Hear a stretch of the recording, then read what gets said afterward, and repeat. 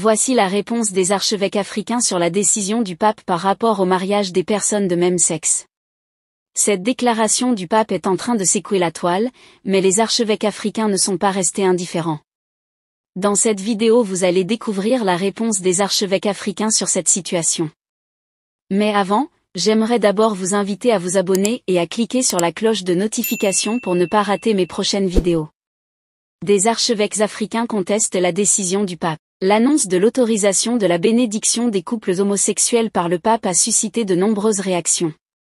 Si l'archevêque d'Abidjan demande aux fidèles de faire preuve de patience, l'archevêque de Brazzaville qualifie ce changement de pratique impossible à mettre en œuvre. Nous pasteurs et peuple de Dieu au Congo-Brazzaville, demeurons strictement attachés à l'union d'un homme et d'une femme confirmée par la doctrine de l'Église.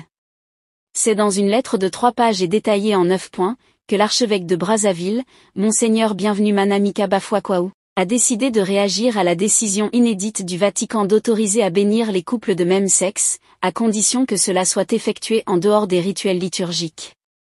Si cette décision marque une ouverture vers l'inclusion des personnes homosexuelles au sein de l'Église catholique, celle-ci ne signifie pas l'approbation de l'union, a tenu à raffirmer le Vatican dans sa déclaration Fiducia, suppliquant sur la signification pastorale des bénédictions, le 18 décembre. La volonté du pape n'étant pas de modifier la doctrine mais de changer la pratique. Le mariage dans la doctrine de l'Église reste un sacrement. Une précision qui n'a pas suffi à Monseigneur Bienvenu Manamika Bafouakwaou d'approuver le changement de pratique. Au nom de notre fidélité à l'Évangile, par respect pour notre patrimoine culturel, et pour le bien de la famille humaine, il nous est impossible, nous archevêques et évêques du Congo-Brazzaville, de permettre la bénédiction des unions évoquées dans Fiducia suppliquant, annonce sans détour l'archevêque dans la lettre. Et d'ajouter, la conformité de vie à la parole de Dieu n'est une option, elle n'est pas facultative. Elle est un devoir moral et une norme de vie au quotidien. Sans être une situation inédite, il est rare de voir des membres du haut clergé refuser d'appliquer des instructions du Saint-Père. À l'écoute des déclarations des archevêques africains, on peut directement comprendre que les Africains en général, rejettent cette initiative.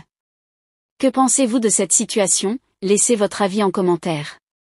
Si ça vous a plu, cliquez sur j'aime et partagez. Mais n'oubliez pas de vous abonner et à cliquer sur la cloche de notification pour ne pas rater mes prochaines vidéos.